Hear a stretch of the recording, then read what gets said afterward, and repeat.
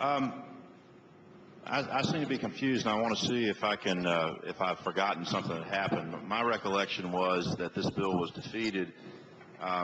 This amendment was offered then by the committee. At that point, you said that you were fine with that amendment and that you were willing to accept it. And I was wondering if either I've misremembered that or if somehow or other something's changed since that time, which I guess was about 3 weeks ago. Yeah, Mr. Speaker, in response, I'd like to say I want to appreciate the gentleman from Newport News, Delegate Hamilton's efforts to help me pass this bill, and I think indeed he voted for it in the subcommittee as it was originally introduced. The Senate amendments returned the bill to the original format as the bill was introduced.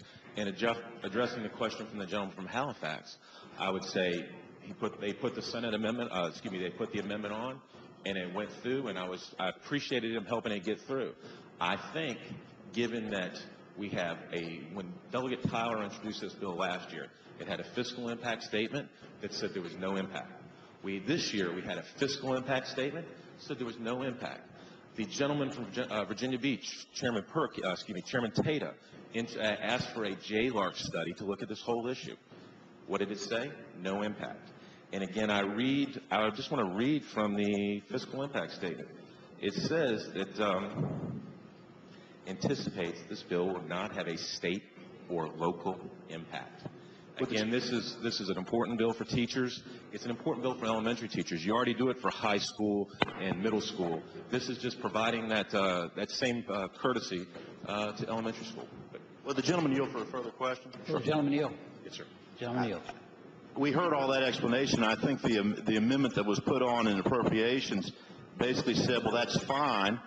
All we're asking is for the state superintendent to certify it. And I guess my question to you that I didn't hear you answer before was, when we offered that amendment to your bill, did you say you were fine with it and you were willing to accept it?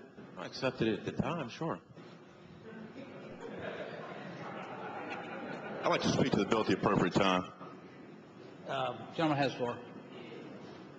Mr. Speaker, ladies and gentlemen of the House, this is a simple bill. There's a big argument about whether it has an impact or not have an impact.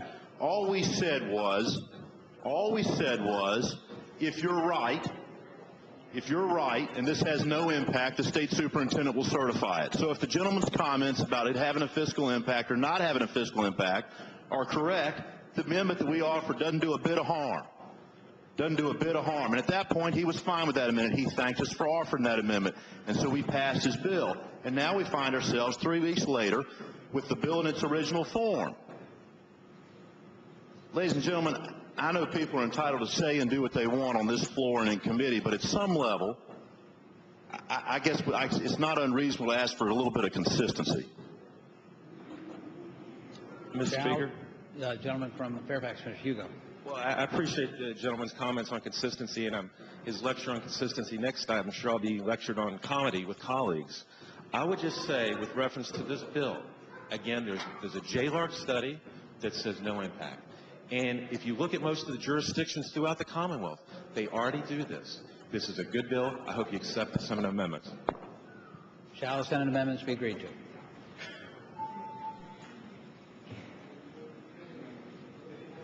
Clerk will close the roll.